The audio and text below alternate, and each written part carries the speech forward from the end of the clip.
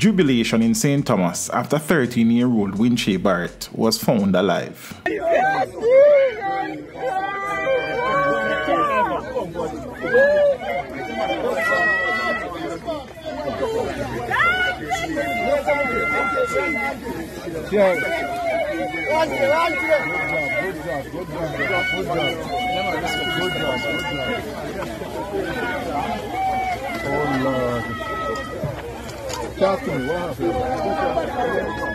Some residents did not shy away from commending the efforts of the security forces.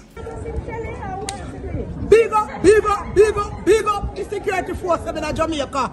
Let me tell you, sometimes them work when they give them honor. Them really work, them come out, the young one them come out while the soldier them, Lord God, when you see little young boy them.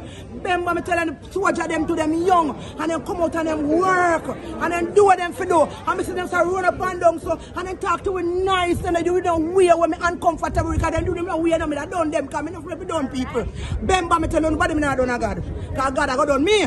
Well, listen me I say, you know, me not tell a lie right now, only thing me want, you know, here say the boy come out, but come out in a blender style, not no more. Yeah, big up on yourself.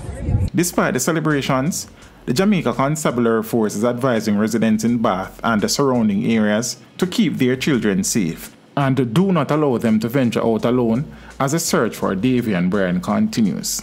Brian, who is the main suspect in the abduction of 9-year-old Phyllis Priscilla, was also named as a suspect in Winchie's disappearance. Teach them! Hey, yo, hello! Send the message and make it reach them. It's teach them. Right here, Warlord representing.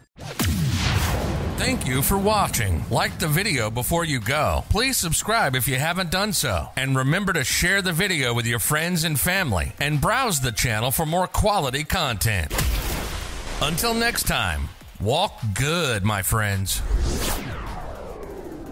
Teach them!